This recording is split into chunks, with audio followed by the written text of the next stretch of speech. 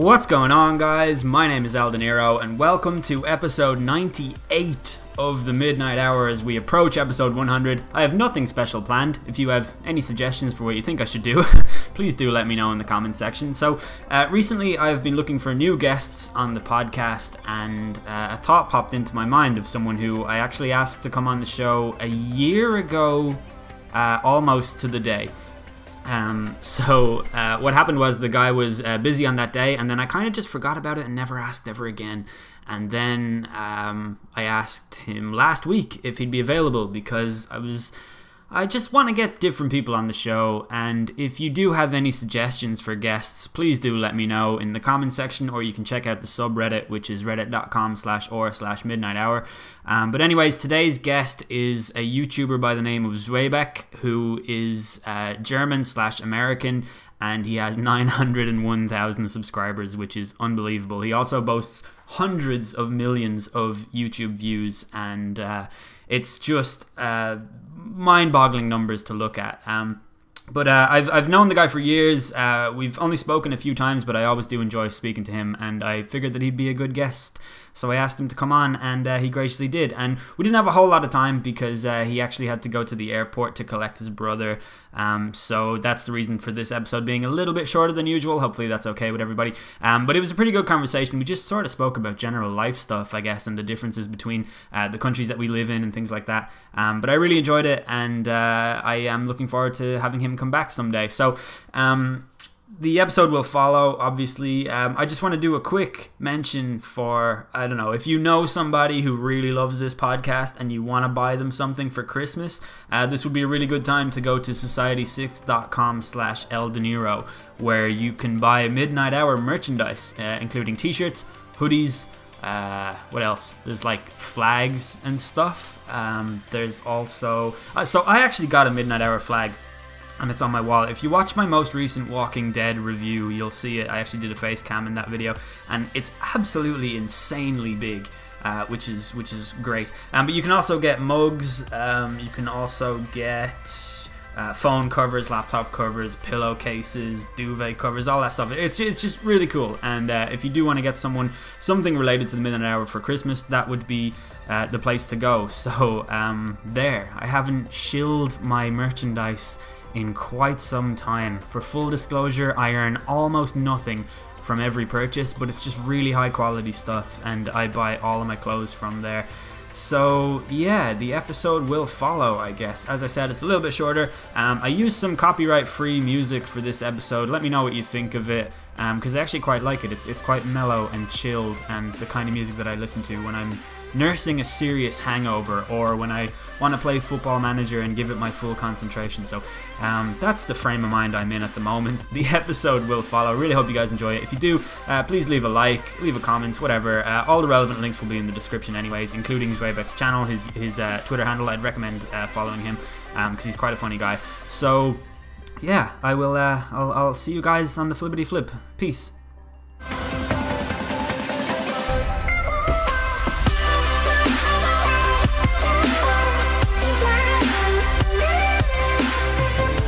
Power in the verse can stop me. I am literally in one of the top 5 hangovers of my entire life so far. And oh, what a treat! Yeah. What a treat! I came at the right time. Yeah, I was actually only just able to keep food down in the last hour or so. So wow. Yeah, if at any point you hear like a lot of fumbling around and the microphone dropping and me running away, it's because I really need to... I'll know what that is. Yeah, I'll know what that is, 100%. Alright, so I'm joined today by ZwebackHD. Thank you very much for coming on the show. It's really, really cool to have you. Dude, pleasure, man. Pleasure, man. Honestly, thanks for having me on. Been, you have... been a fan, and yeah. Yeah, you've been subscribed to me since you had like no subscribers. Yeah, years. Yeah. It must have been 2012, 2013. Yeah, it's nuts. I remember you used to comment on my career mode videos, and on YouTube I used to check this. There's like, I don't know if this is only available to you when you're partnered or whatever, but there's a part on YouTube where you can check who the most influential people subscribed to you are, and I would check that like occasionally, and every single time I checked it, you just climbed higher and higher and higher. And here you are today with 900,000 subscribers, which is absolutely mind-boggling. Do you ever think about that number and let it like just? Do you ever just think about that number and think like, "Fuck, that's a lot of people." You know, like whenever I think about the number, it makes me. It does two things for me. I think about where it's at now, and then I think about like my near-term goals. And I don't know if this is a near-term goal, but a long-term goal is obviously like that million. Because you see 900,000, you're like, okay, well, we got to that, but it took 5 years. Is there any chance we could get to that million mark? But for me, whenever I see the 900,000, I'm like, Jesus, man, that is a lot of people. Yeah. That's a lot of people, and it makes me think of the journey. It's a massive number, but it makes me think of like the weight of the journey of the whole YouTube experience, if you will. Like, dude, it feels like it was another life when I first created the channel. It feels like it was 10 years ago. Yeah. You know, it's half a decade ago almost. So I mean, it's not far off, but dude, the growth both personally and then, you know, as part of the channel is just reflecting on that is a pretty trippy thing. Yeah, can definitely. Do you set yourself short-term goals, like numbers that you like think, oh, like this week I want to get this many subscribers, and then like is that a thing you consciously do, or do you just sort of figure this is working, I'll keep doing this? My short-term goal is to come up with a video idea every day. That's every day, dude. That's and as a creator, as a fellow creative, I'm sure you can relate, but the fear is not having an idea that you absolutely love. You know what I mean? Like, so I'll lay in bed. There'll be many a sleepless night where I'm like, okay, so this card came out yesterday. Looks like a beast card, but Jesus, what are we gonna do creatively? Or how can I, you know, am I gonna be on tomorrow? Am I gonna have the idea? Like, what do we do? How does the whole thing come together? And then sort of in this madness, like this sort of, you know, mini big boom, you know, this creative like big boom, something comes out of nothing and you manage to pull it off. And I think we've managed, you know, in 5 years I've missed maybe 5 or 6 days of a daily upload. Jeez. And then for a year we did double uploads because Net, who I know you know very well, and Bateson were like, Sway, let's go up to, and I love them. They're like two of my best friends. Yeah. But let's go up to 2 uploads a day. You know, let's go up to 2 uploads a day. Like the analytics are saying we should do that. And then, thankfully, the trend of hopping down to 1 was something that caught on a few years ago, and they're like, "Wait, we're going back down to 1 video a day. You with us?" Of course, man. I mean, you guys know this stuff way more than I do. Like, they're the analytic kings. Yeah. And so we hop down to 1, and I mean, 1 is stressful enough, but it's better than 14 in 7 days. I'll tell you that. Yeah, definitely. That's actually when you talk about like you trying to come up with an idea that you love so that you can do a video of it every day. That's literally the reason why I stopped doing YouTube, was because every day I was like, all right, career mode. Oh, more career mode. Where like you get into a cycle of just, I'm going to play this many games, I'm going to edit it into a video that's this size. And I do think that my career modes were like kind of unique in a way. Like I definitely have like a more funny element than like a lot of career mode YouTubers. But that just kind of got stale as well. And I was just thinking to myself, like, I don't really, like I left my channel when it was at its most, like it had the most momentum at the time that I left it. And it was purely because I just wasn't feeling it every single day. Like I couldn't just get up and be like, oh, this is going to be great, I'm going to do this again. And it was working, and there are so many other channels with the same blueprint out there that work, but I just didn't feel the enjoyment out of it.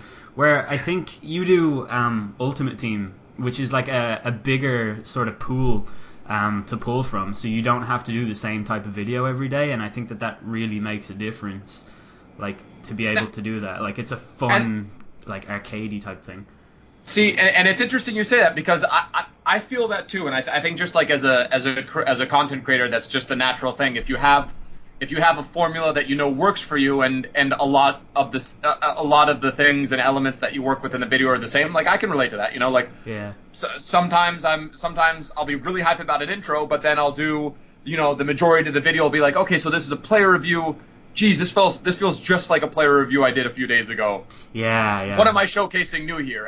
And sure, it is a different card. It's like, you know, whatever. It's a different card, and we try to do a few different elements, or I try to do a few different elements within the video. But I mean, yeah, monotony is definitely something. I think trying to bust up the monotony is definitely something that's a key to doing it. And Ultimate Team does help in that regard because, yeah, you have Team of the Week that comes out Wednesday, new players. Player of the Month, Sane came out today. That's cool. That little bit of hype. Top 100, pack open, like all these, there's all these possibilities out there. Draft or whatever, you know what I mean? So, yeah, Ultimate Team has a little bit more color to it. But I've always been envious of guys that can do career mode, man, because for me, career mode seems like a really cool thing. I love that you can like sign and like you're with your club and you bring guys in and out. The only thing for me is I wish there was some type, and I know they're never going to do it because it just doesn't seem like there's any reason to do it. But like an online career mode or a connected franchise like Madden has, where you can take career mode online and you're playing against human opponents, which really, for me, that's the biggest stimulus within Ultimate Team is the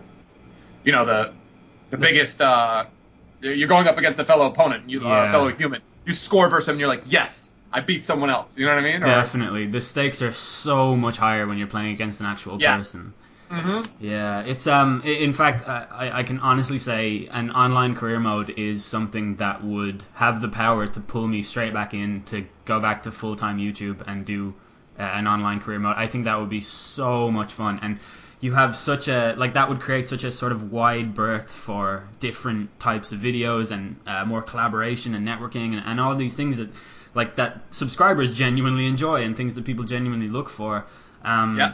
But yeah, there's just no incentive for EA to do it other than, like, people would really like it, but people also really like what they do anyway, I guess. Actually, in a really weird way, nobody likes what EA do, but everyone still buys the game and plays all the different game modes. So very true. Yeah, very true. We can complain all we want, but at the end of the day, we just know we're getting the game because that's FIFA. We've been getting it since. I mean, my first. I think 02 was maybe my first. I took like a 5-year break and then back with 08 or 09 or something like that. But yeah, I was actually 98 was my first, and then I stopped I got 04. I think I got 05, and then I went purely into PES because it was the better game around then. And then it sort of tailored off like really badly and just got worse with each week. And wow, pretty horrendous. But what was I going to say? Oh, something about EA that's quite interesting. Are you watching what's happening with Star Wars Battlefront at the moment? Man, I honestly, I am keeping up to it as much as I can. I love Reddit. Yeah. And I think that's where I actually saw it. I might have seen it on Twitter or Reddit, but the last I heard was in-game transactions are canceled outright. Like, just completely, they've gotten rid of in-game what do you call it? The microtransactions. Microtransactions, yeah. Yeah. Wild. I'm not sure that was the right play. I mean, I could see why they did it, but I mean, that sets a kind of interesting precedent where. Yeah. You know what I mean? Like, I don't know. It's interesting. So what happened was somebody basically discovered that the Luke Skywalker and Darth Vader, who are two like iconic characters in the Star Wars series, if you want to unlock those characters as playable, you have to play, I think, 40 hours of gameplay is required without ever unlocking any other thing. So you have to store up all of your points and play for 40 hours, and then you can have one of either Vader or Luke. And people were like, oh, this is bullshit. So since then, they've said microtransactions are gone, but they may be adding them back in the future, which is probably what they will do after the storm blows over. It's interesting that you say you're not sure it's the right play, because I'm not sure either. Like, I think as somebody who, like, I don't have a lot of time to play games, right? Like, I have a job that takes up a lot of my time. So does my commute. And when I come home and play games, like, it would actually be pretty handy for me to just see this unlockable character and say, yeah, I'll give that, like, I'll pay $7 or €7, whatever, and then have the character. I don't think I'd actually mind doing that much, because you're basically paying to just skip having to do all the grafting, and that's fine. But at the same time, it's good that EA are being called on their bullshit and that they're actually acting as a result of it, because like 40 hours is actually ridiculous for two iconic characters, you know what I mean? Like, if it was two like nothing characters, then I don't think it'd be that big of a deal, but like it's really what's the word? It's really like slimy and yeah. Yeah, I mean, like 40 hours to get those characters. I mean, that's crazy. So it's interesting we're talking about EA because Battlefield is one of my favorite franchises of all time. It's so good, yeah. I love it, dude. Battlefield 1, I was a little hesitant because there were like horses and like single. I thought it was just going to be literally bolt action rifles and like, but apparently I didn't know enough about World War One and like some of the weapons, and it takes it, the whole trench warfare, that whole thing takes it to a whole nother area. But I actually have no idea how many hours because I would consider myself, I wouldn't say, I don't know about Die Hard, but I love that franchise, and I'd be curious to know what my hours spent are in that one. Because yeah, I mean, as much as you can love a game, 40 hours is a lot of time. Yeah.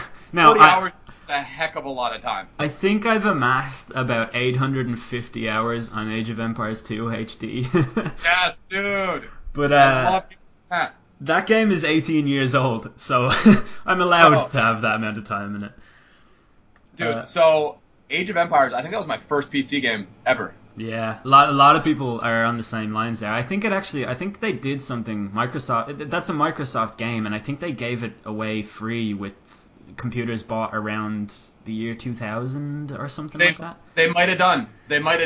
Yeah. I remember I went over to my friend's house for a sleepover, and he's like, dude, I got to show you this game. And I'm like, okay.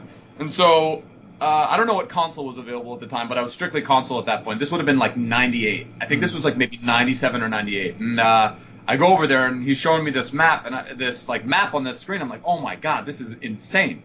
And we literally spent 6 hours. I was just like sitting behind him. I'm like, oh, do this, do that, do this, do that. And then, just what an incredible franchise, man. Yeah, it's so good. I miss those days, and I can't wait for the revamped Age 1 to come out. Yeah, they're actually revamping all of them, all 3 games, and then they're making Age of Empires 4 as well, which is like... Oh, man. Yeah, it's really exciting, but the bad thing is they're not going to be available on the Steam store. You can only purchase them through Microsoft. And that... Yeah, it's just not really great. Not sure how I feel about that, but I mean, I also hope they just don't pull an Age of Mythology. I don't know if you skipped that one, but I skipped Age of Mythology just because I couldn't get into the whole like Greek god thing.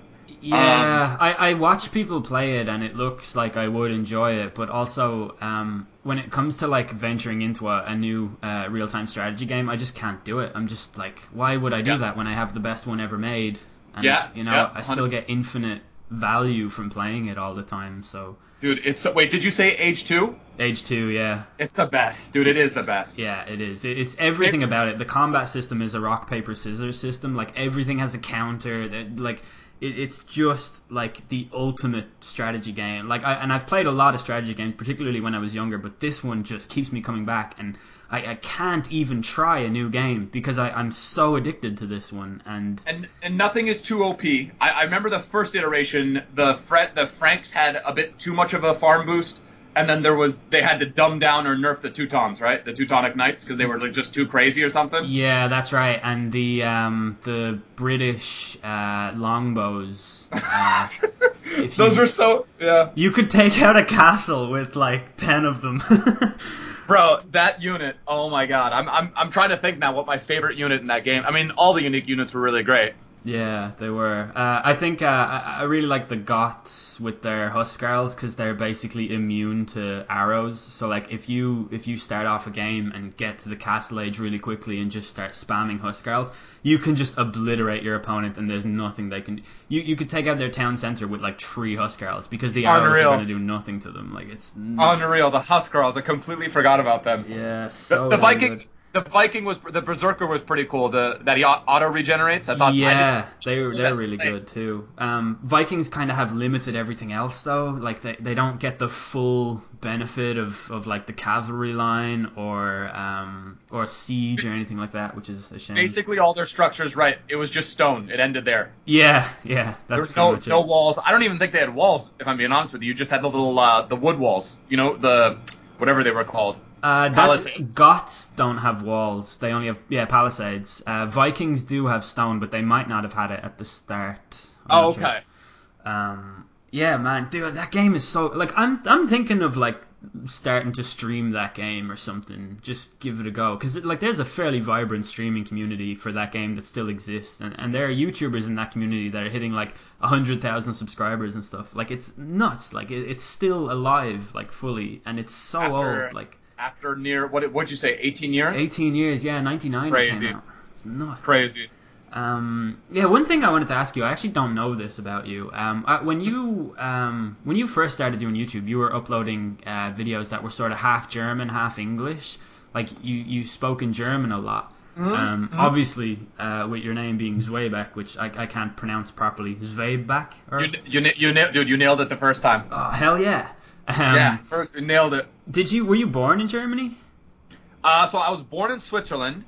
Oh wow! My mom and my dad were working in Switzerland at the time, and they'd been living there for a couple of years. They had me there, and then my dad's German, my mom's American, so we moved to Munich, and then I grew up there. I lived there till I was about six and a half. Oh wow! And so yeah, spent a lot of my young childhood there, and then moved here to the States, Miami Beach specifically. Yeah. And I've grown up here ever since. But yeah, so. German national team. That's my jam. dad. That's my jam, dude. Yeah. 1990. Vaguely remember hearing this massive party going on in somewhere in the house, and that was obviously the victory over I think it was it West Germany versus Argentina. I believe Argentina, yeah, in the final, yeah. So that was a pretty special night that I don't really remember. Yeah. And then 2014. Fast forward a few years, and man, I just wanted to see one in my lifetime. I just wanted to see them hoist a trophy in my lifetime. I'm happy now. Anything after this is a plus. But yeah, you nearly got there in 2002, which is that's a tournament I remember so vividly. Yes. Particularly Oliver Kahn. Like, what an absolute machine of a man. Such a machine up until that final. Yeah. He was great throughout the entire tournament. I think didn't he win he won the player of the tournament, or I'm not sure. Yeah, he did. He did, right? Yeah, player of the tournament was Oliver Kahn, and I think I think the Ballon d'Or, he was like in the top 3 for the Ballon d'Or that year as well. I think the guy was a madman, yeah. And then just lost it a little bit in that last. I remember it so vividly. The game was on at 6 a.m. I was sitting on my bed in the room here, and I just couldn't believe what I was seeing. I mean, obviously that Brazil team was unreal. That was just one of the I mean, Ronaldo, that's all you need to say. Yeah, and Rivaldo too with that. Rivaldo, I think Cafu. Oh, man, what a team. Yeah, Ronaldinho as well, just before he hit his peak. Ronaldinho on that team, yeah, so good. Unreal, but yeah, very, very vivid memories of 02 for sure. Yeah, I actually remember taking the day off school to watch Ireland against Germany, right, because we were drawn in the same group, and right. Ireland had drawn with Cameroon in the first game and kind of needed to get something out of Germany, and Robbie Keane scored in the 92nd minute. Ballack scored to put you guys 1-0 up in like the 19th minute, and from there I watched the game with my mum at home, and we were both like, alright, this is it. This is going to be like a steamroll across.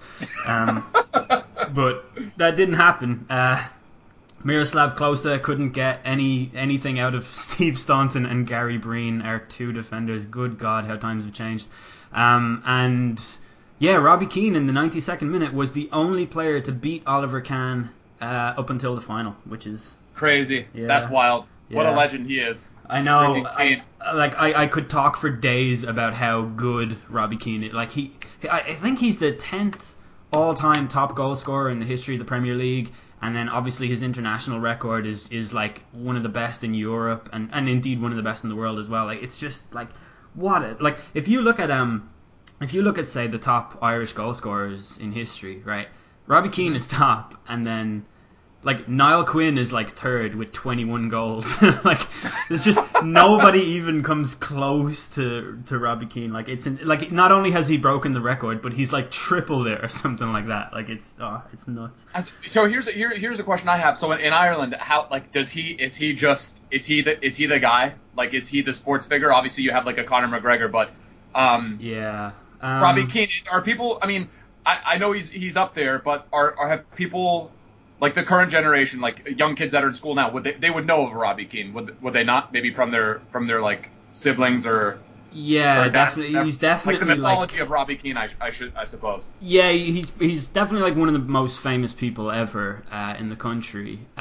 There's a weird thing about Irish people, I think, that sets us apart from other nations in that we're very self-deprecating, and even the coverage at the moment about Conor McGregor, like the media here hates Conor McGregor, and they think that he sets a horrible example for Irish people. The people themselves love Conor McGregor for the most part. Robbie Keane is different because a lot of my friends appreciate Robbie Keane for everything he did, but they kind of don't like him because they feel like he hung on too long in the Ireland team.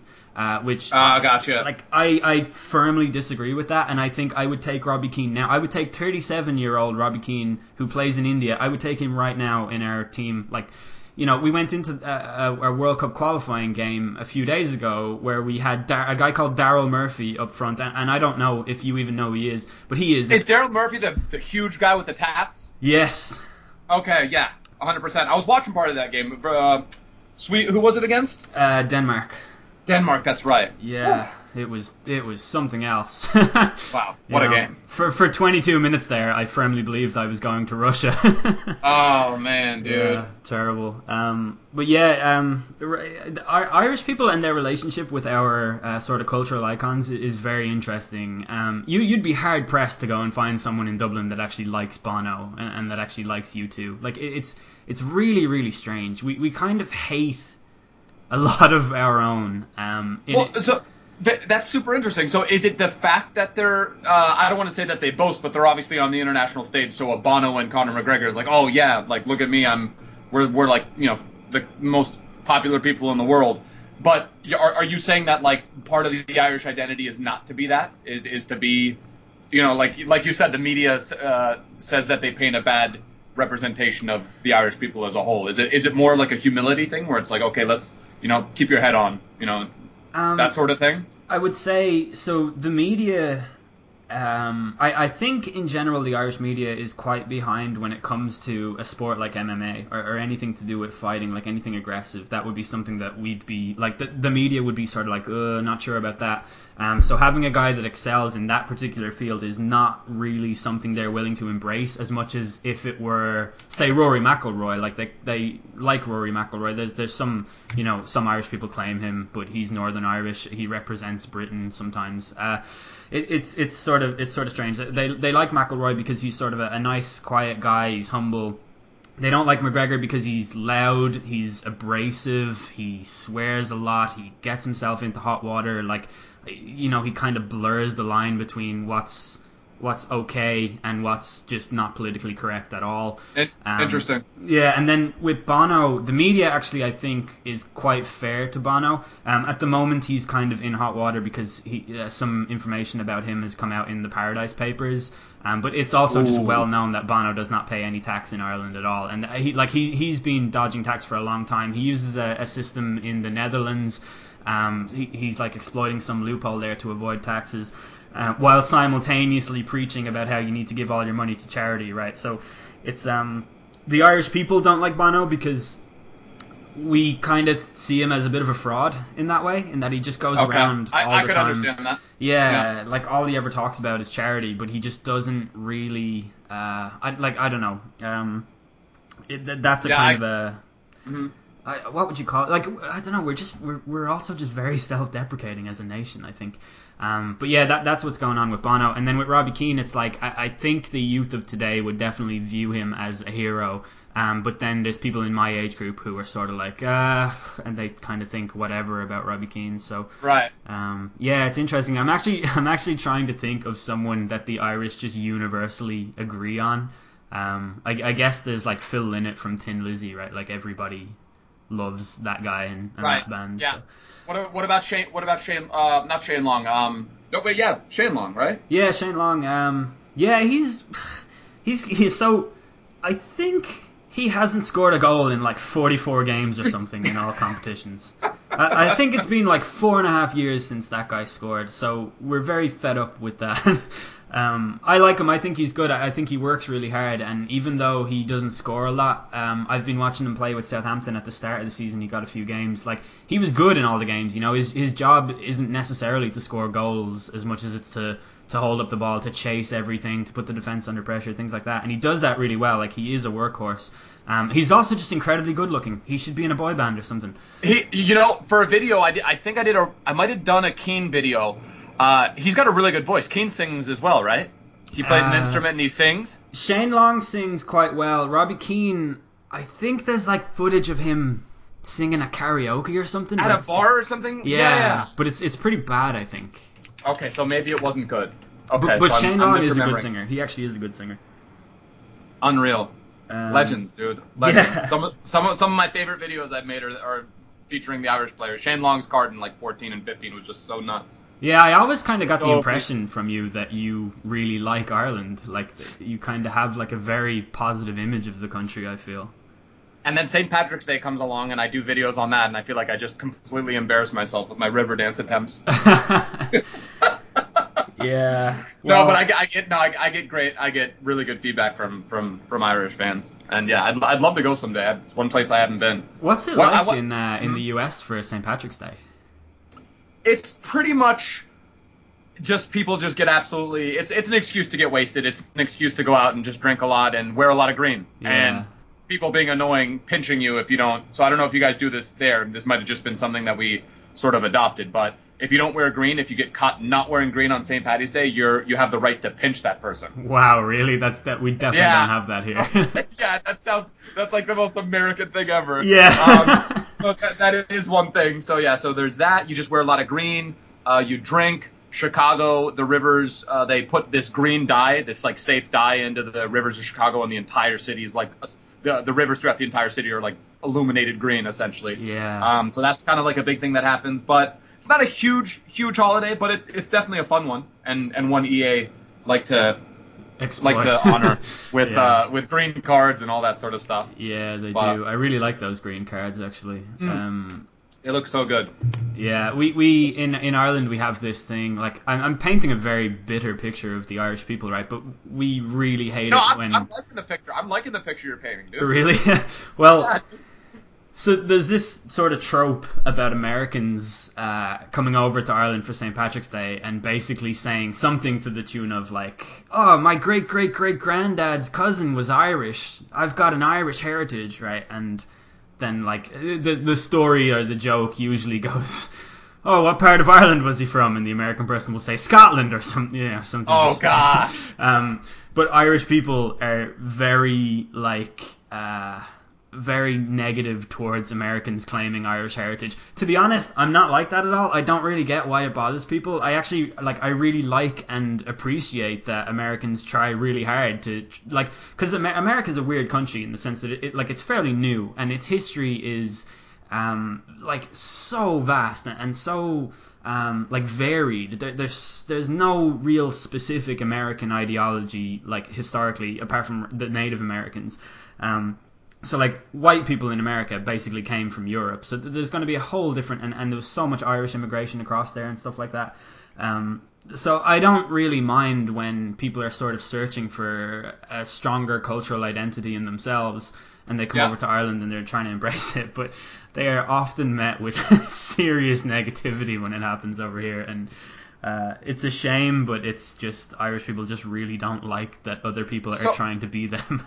So we do this thing where, okay, so if you're 2 or 3 generations removed from someone that came over, to Ellis Island or whatever during the 40s or World War I or even before that, the Irish obviously were a huge part. Ireland, Italian, a lot of the countries of Europe were obviously instrumental in building the United States to what it is right now. Yeah. So you have all these generations of, and you sort of just latch on, so it's like, oh, where are you from? I would say I'm American first and foremost. I have dual citizenship, but I left Germany when I was 6 or 7. Yes, I happen to support the German national team. That's you don't find that often, here. But I would say I'm American first and foremost. Having said that, I think a lot of people just gravitate towards what they were, not even what their grandparents were, but say I don't know, a great grandparent was an Italian. I think some of those rituals, if you will, get passed down throughout the ages, whether it be like a dish or just like a tradition or something supporting something Italian or whatever. But Yeah. I know quite a few people that I'm going through my Rolodex of friends and acquaintances, and I'm thinking to myself, okay, so yeah, their family has been here for 150, 200 years, but I remember them saying, in certain occasions, it's the Italian in me. Oh no, that's the Irish in me. You know what I mean? Or German, English, whatever, that sort of thing. And there's a big fascination here. I mean, obviously, a lot of your guys', and I don't mean to lump everyone in, but like and obviously ideologies differ from country to country. Like, it's a brand new world and that sort of thing. But a lot of people here come from somewhere else, and I think there's this fascination of, where did I come from? Where did I come from? Where did my grandparents come from originally? I've got an interesting story from my mom's side of the family. So her side of the family has been here literally for hundreds of years, like, since the Revolutionary War. Oh, wow. I'm first generation American from my dad's side. He lived in Germany. He obviously hasn't had any family members move to the United States. But on my mom's side of the family, my like great grandfather or something like that was a traitor. Was a traitor, and he was actually hanged. Wow. By the American government, in and around wherever it started going poorly, the relations between the homeland and then the colonies over here. So we have this letter. My grandma has the letter where it was his last letter to his wife or something like that. Like, sorry, sorry I'm getting hanged, but I had to stay true to my roots or whatnot. Yeah. But I don't even know why. I don't know. I'm not 100% sure how that story applies to what we're talking about. But it's someone might, and I would never in a million years say that I'm English. So I guess that's my point, right? So like I had a great grandfather or whatever who betrayed the Americans or whatnot. I suppose that makes me anti-American or whatever. Yeah. Or whatnot. That combination with the German history, the German ancestry, is a double whammy. But I don't know. I think as Americans, we try to trace it back or not as we as Americans, but I think it's just something people are fascinated with. Like, where do we come from? Where's the origin? And then you have some people that go back, and obviously like the Irish are a huge Irish American contingent, especially Boston. I went to school there for a couple of years, but really? You lived in Boston? Lived in Boston for 2 years, freshman and sophomore year. An incredible city. Just love that city, but every other person there that I went to school with, it's like, oh, yeah, your name's Michael? And it's like, okay. And then as you get to know these people, there's like, oh, I'm Irish or Italian. And that's pretty much what you would find. Yeah. I have family in Boston. Never been there, but my aunt lives there. And like, I guess we're pretty close. Like, it's my mum's sister, and kind of everyone in my family has been over, but I've never actually been to America. I don't really know why. It's something that I should fix. Like, I've got family that live in New York as well, and I have family in Canada. Like, I really do want to kind of go and explore North America a little bit. I don't know. Like, nothing's ever kind of motivated me to get up and go and do it, Yeah. I'm trying to think how to describe. It's tough. I mean, like, you have this. So you've never been here, so you have this image of what it is. Yeah, it's just police killing black people, and everyone has a gun, right? Dude. I mean, I don't know. I'm one of these people that likes to see the good.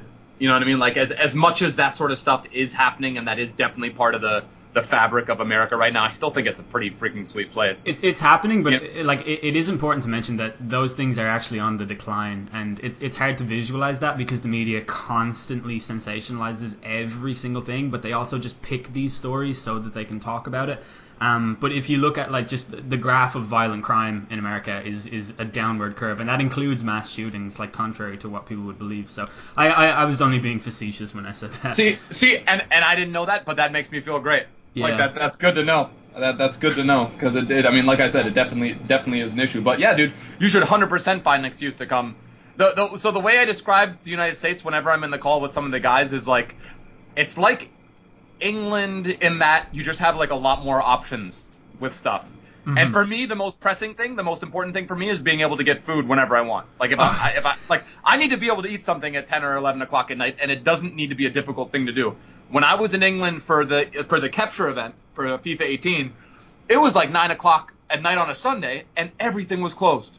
Yeah, Everything was closed. I couldn't find anything. Ireland is not like that, I'll have you know. There's a 24-hour McDonald's like a 10-minute walk from me. Nice. So nice. Yeah. I actually did want to ask you about McDonald's Go for because it, dude. it amazes me how much McDonald's you eat. Like I hope I don't sound rude when I'm saying that. Like I'm Not at all, dude. one of those parents that's like, you're gonna fill yourself up with junk and then you're gonna get fat and you're gonna die and stuff like that. But for real though, I remember there's a time when like pretty much every single morning you tweet a picture of like some McDonald's meal that you're having, and it's just so what I wanted to ask was okay, how much McDonald's do you actually eat? Not as much as you would think. Mm-hmm. Now, 2013, 2014, I was probably hitting McDonald's breakfast, I'd say maybe 4 times a week. Jeez. Say 4 or 5 times a week, like strictly McDonald's breakfast. And my dietary thing is, if you're gonna go crazy with food, make sure that it's the morning meal, because like that's the one that you can burn off the easiest. And that's just like my simple logic at play, trying to justify going to McDonald's. Of course, yeah. Lately, the past couple of years, not that much, to be honest with you. Like so I will go often to get the iced coffees because I love the McCafes, dude. Yeah, I gotta have my iced coffee. I just love it. But even that has changed. I've gone from like heavy cream, and then like now I just get just a little bit less. But so yeah, the short and sweet is it. Like my intake of McDonald's has dropped precipitously since 13, 14. Yeah, well that's kind of like, in a weird way, I'm kind of happy to hear that. Like, not that I think you can do whatever you want, but I just don't want you to become a case study. Oh no, 100%. And I'll joke about it every now and again and be like, huh. So I'm on this new like fitness program. I wonder what it would be like going on like a legitimate fitness program, but just supplementing your body with McDonald's. I bet it's possible to like. I bet that the negative effects of McDonald's are definitely overstated, right? Like the show or the documentary Super Size Me. Yeah. So no one has ever been able to replicate those findings. It's basically a lie. That entire documentary is something that guy fabricated for media attention. Right. There's been at least 12 what are they called? Like peer-reviewed studies in colleges where people have tried to replicate the exact effects of that, and no one can do it. So it's actually, you could do what that guy did, and it would not have any like real noticeable effect in the immediate, near term. And I just think with things like that, if you look at, like, I have two close friends who are personal trainers, and they both they have the body of a Greek god, but they still eat just complete garbage all the time, and it just makes me think like maybe they're not entirely healthy just because they look healthy or whatever, but they're very fit, and they're very they definitely have a very positive body image and stuff like that. So I don't know, I kind of feel like it's overstated in some way, Well, I think for sure there's something to be said for that. I think there's something to be said for balance, and that's sort of how I try to live my life is balance. You know what I mean? Yeah, absolutely. Just try to not have as much crazy stuff all the time. Sprinkle in some good stuff, and then just I guess don't be too crazy about it. And it's interesting you said that. Yeah, body image. Someone could look great, but the stuff you're putting into your body could also be doing stuff behind the scenes.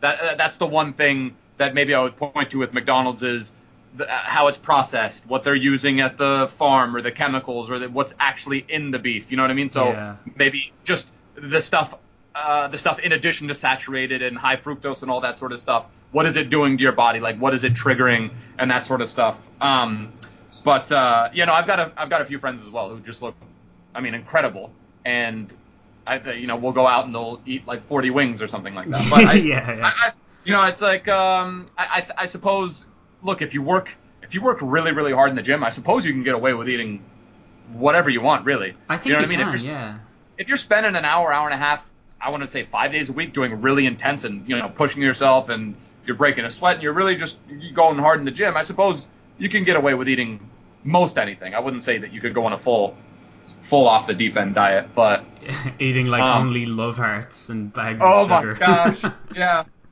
Oh man, my vice, my biggest, it's not McDonald's anymore, which I love McDonald's, but Shake Shack. I don't think you guys have that in Ireland. I think there's only one in London, or one in England, period. There is, But I know of one here. There's one in there's a place called Dundrum, where there's a big shopping centre in Dublin, and there's definitely a Shake Shack there. well then I stand corrected, and also you guys are very, very lucky because it is the best. It's the best burger place ever. It's so good. It's fast food, but it's not. Yeah. Oh my god! Just thinking about it, I'll probably treat myself to it Sunday. But Do you drink or smoke, like alcohol or? no. No. I drink occasionally. So, I mean, I couldn't tell you the last time I had a beer. Wow. So I drank in high school, but never really heavily. Obviously, you had the nights out with the boys and that sort of thing, and Yeah. whatever. I've had a few interesting experiences. Some I remember, some I don't. But and now, like, I don't know. It's weird.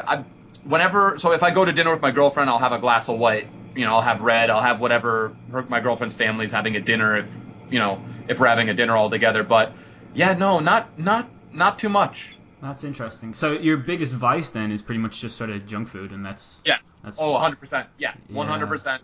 And yeah, that I would say probably that 100%. Yeah, I can relate. Like for me, it's probably alcohol, but also junk food. So Yeah. I used to smoke a What a lot. combo. Like I quit smoking nearly 3 years ago now, which is pretty good. But other than that, yeah, alcohol and food, and especially last night I had like way too much alcohol, and I've been sick all day, in and out of bed, and I'm such a garbage human when I drink. I'm gonna tell you what. I'm gonna be honest. I don't miss that feeling. That's the Yeah. worst, man. When you wait, it's like you wake up at 6 and you're like, okay, this is not gonna be good. This is probably not gonna be good. Then you go to bed and you're like, oh, okay, it could be okay. And then bam, you wake up an hour later and freaking Jurassic Park 4 is happening inside of your house and the rafters are loose. Yeah, that's Jesus. exactly it. It's such an absolutely horrible feeling, and you can like feel your mental health deteriorating over the course man. of the day. Like I got up and I just bought Football Manager 18, and my plan was to spend, because I have today off work, so my plan was to just play Football Manager all day, and then What a treat! yeah, exactly. What a treat! But I Wow, couldn't. that sounds like an incredible day. Honestly, that sounds like such an incredible day. I know, but I was too hungover to do it. And there's this new feature on the game, right, where they give you these scouting meetings, and so they feed you a bunch of players, like, and they're just like, check out this guy and this guy and this guy. And like I got like actual anxiety from doing it. I was like, oh fuck, I cannot be dealing with this. Like I can't look at all these stats, but I can't dismiss them because I don't want to miss a hidden gem. I just can't. And then I had The Simpsons on TV and I had to turn it off because it was just. Then I just went and lay down in my bed. Oh my god. Yeah, Now that's a game I tried to get into. But also really quickly, yeah. So the closest memory that I have to experiencing being hungover was food poisoning about 2 months ago. Oh, wow, and it was yeah. one of the 5 days that I missed uploading in 5 years because it was that bad. Wow. It was, dude. Have you ever had food poisoning? I don't think I have. Not in any real sense. Now I've definitely been queasy Okay. and sort of a little bit off for maybe All half right, a day. well- But I mean, I don't want to get too graphic here, but then again, I suppose it'd be kind of fun to get graphic. yeah, do it. I wish on my worst enemy never to get food poisoning. And I'm like, now I've already hyped it up as something that's just like that so crazy, which I guess it's not really. You're not going to die from it unless whatever, you get super dehydrated. Yeah. But man, it hit me at a weird time. I was fine throughout the entire day, and then around 4 or 5 o'clock, I was getting done with the video. So thank God I had that video done for the day. I got this like weird feeling in my stomach, and I was just like, dude, something is not right. And then by 8 o'clock, I had to run into the bathroom, dude. Both everywhere. It was coming out everywhere. Oh man. And it was like a scene out of. It honestly was a scene out of. I'm trying to think. Just one of those. What are the movies with the priests and the girls that crawling down the stairs upside down? The Exorcist. It was like an Exorcist moment. It was like I didn't recognize the face I was seeing in the mirror. Oh man. But yeah, it was it was brutal. And by the way, congratulations on 3 years not smoking. That's incredible. Oh, I have a lot of friends that are trying to do that very thing. They're supplementing that with the e-cig and like whatever, doing just all this different sort of stuff. I think the clean break is the best thing. Yeah, it's the only way to do it. Yeah, there's no, because then you're reliant on something else. But anyway, there's that whole thing where I don't know. But yeah, congratulations on that. I know I could only imagine how difficult it would be because I suppose I don't have something that I can relate that to. I suppose at the peak of my McDonald's entrepreneurship, that might have been the vice. But yeah, that chemical addiction, that nicotine and that whole thing. So that's incredible. I hope you keep it up. Yeah, I do. Like I definitely want to smoke like all the time still, but I just am so in control of that urge now. But the important thing to mention is that the urge is still there. The urge doesn't actually go away. It's more you just feel your willpower taking over and just saying like, nah, I'm not going to do that. I'm not going to be a slave to that thing anymore. So that's brilliant, dude. Yeah, that's brilliant. Cool. So I guess this is a good place to end because you got to go to the airport, right? Dude, you literally read my mind. I don't know where my brother's flying in from. Okay. So yeah, I know he's getting in at 4:15, but like sometimes here in domestic flights it says 4:15, but it could come at 4:05 or 4:25. So yeah, absolutely. So I hope we're not ending it early. I mean, we're definitely doing this again. So I was gonna just say get that out of the way. Maybe once the World Cup ramps up, or maybe even sooner if we figure something out. But, yeah, that would be awesome, dude. I really enjoy talking to you every time. Like, it's always just really good. I think there's something about you that sets you apart from other FIFA YouTubers. Like, I'm not sure exactly what it is. Like, and I don't want to say that all other FIFA YouTubers are boring.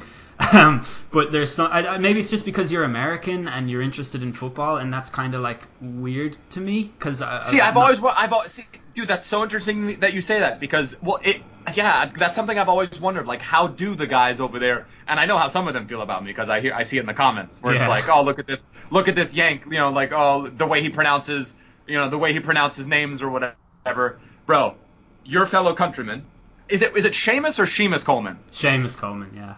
Okay, dude, because for about 3 years there, I was calling him whatever he's not meant to be called. Seamus. Oh, look at this crazy Seamus Coleman, and then it's just like all hell was unleashed. But there's obviously other examples where it's crazier. But well, I bet anyone who criticizes you for that can definitely not pronounce your name, so I wouldn't worry too much about it. Hell no. Yeah, I mean, if they've heard me say it, they'd have some precedent for it. But exactly, yeah. 100%. But yeah, no, it's absolutely awesome talking to you, and I'd definitely like to do this again. In fact, it would, now that you mention it, the World Cup, I do want to do a World Cup special episode, and I think you would be great for that.